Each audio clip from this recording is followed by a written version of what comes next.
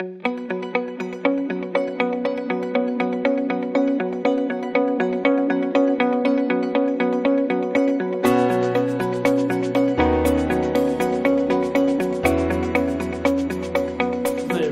is the one that where I must say in this chapter 10 times, this is more art than science.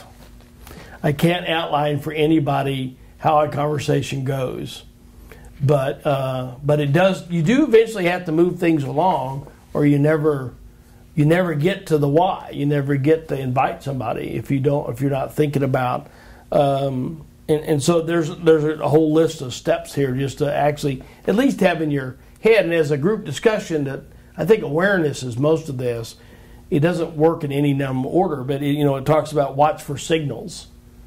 So if I'm in a conversation, there's going to come a moment where there's a signal that there's your opening that you could actually invite somebody to a barbecue or to church or to have a conversation about God, and you could misread that, and then they're gone. It happens to me on the planes all the time when I'm flying. I misread a signal and jump into saying I'm a Methodist pastor, and somebody doesn't want to talk about it. You can misread it. So there's no science to this. But on the other hand, if you're not paying attention, you miss every sign that somebody does want to talk about something along the way. So I think watching those signals are just huge importance. And then I think some bridge building. Where do you bridge build between who you are and who they are? What are the commonalities that you have and they have? Is just huge, because most people think that nobody's like them. It's like every church that tells me when I consult with them, well, we're special, this one's different. Well, as you know, Christy, they are all in a different place, but I got some bad news for them. They're not all that special. We have an awful lot of commonalities. Mm-hmm. We're in a different place, but we have an awful lot of commonalities.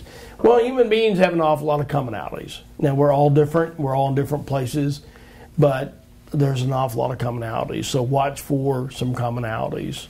And they can be just as much, what shoes are you wearing? Where'd you get those shoes?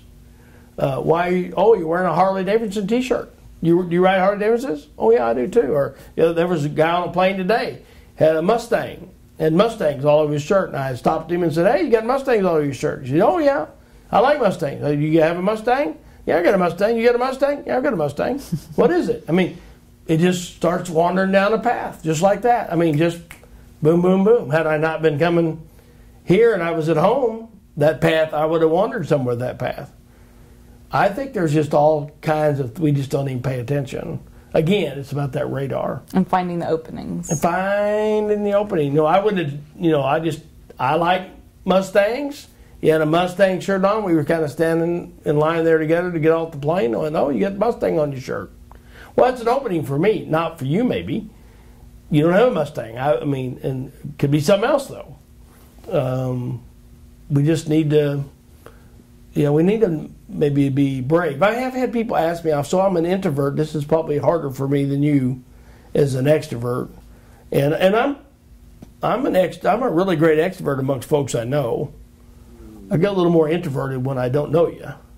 It's not as easy as it looks. But it is probably easier for me to brave up. But, my bishop's pretty introverted. He'd admit that. But he's found ways. He's found ways to look at, I think he's where I learned this from. That because of his being introverted, he found ways to see something. And it was easier to say, "Oh, I see you have a bird pin on." Well, I do birding. That seemed to be easier for him than just starting blank. If you could identify something with somebody, mm-hmm. you could get a bridge built, even mm-hmm. for yourself. Mm-hmm. That's, so I always say Methodists do better if they have something to hand to somebody. This is a figurative hand. It's a figurative, I would say, in fact, we do that in the backyard. Hand stuff out to hand out. Because it's a conversation starter. Because I don't know where, if I'm an introvert, I'm not sure where to start. I can't hardly start that conversation, but here. And that's like looking for something. It's mm-hmm. the same thing. Mm-hmm. It just gives me a place to start. especially the more introverted, I'm more likely, I'm unlikely to think, how am I going to start this conversation? How am I going to... So this whole book's just about bridge building.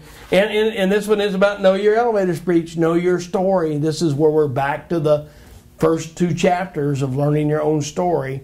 If you can't quite figure that out for yourself, I do like Adams. We put in here Hamilton's questions of why God, why church, and then why your church. And that can frame your story if you need to, if you can't kind of get after that a little bit. So that's in here to help you think about what does your story look like beyond just your experience of God. Mm-hmm. Because you can have an experience of God, but still that doesn't necessarily say come to church. Or doesn't necessarily connect to what the question behind their question. That's correct. So I think you do have to kind of know your answers to those 3 questions. Because those are the likely questions. Why God? And then, why church? I mean, it's a huge question, And then it gets more particular, why yours?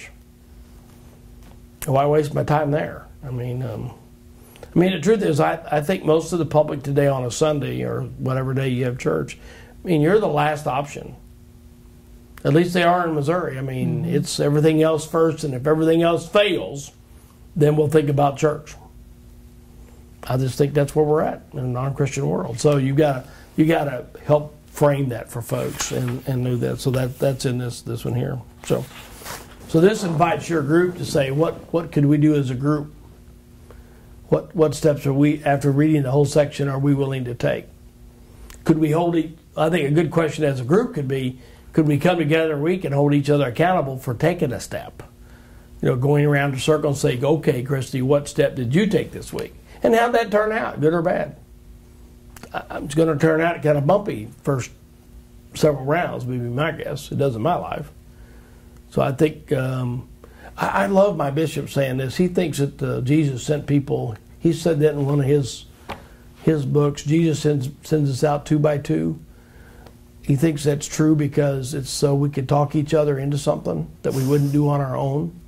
And then there are occasions you might talk each other out of something that you were tempted to do that you shouldn't have been doing. Mm-hmm. And I think there's some truth, and that's really true in this. Mm-hmm. You almost have to talk each other into this. Mm-hmm.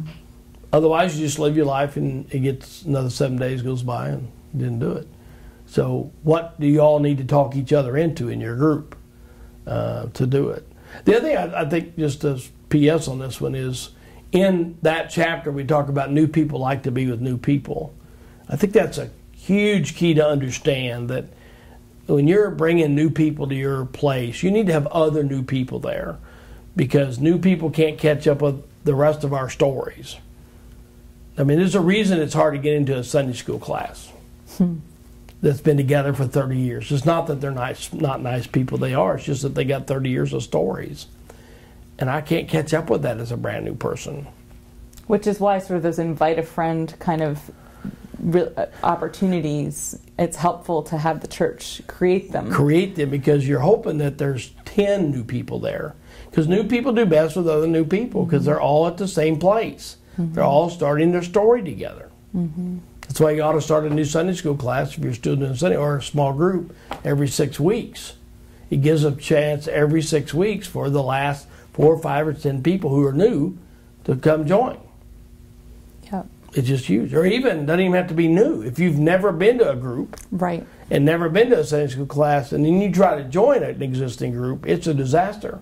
You need to be starting a new group for new people, a new group for anybody who's not in a group, because they can't catch up with your stories. Once you've been together 3 weeks, your group, it's too late for the new person.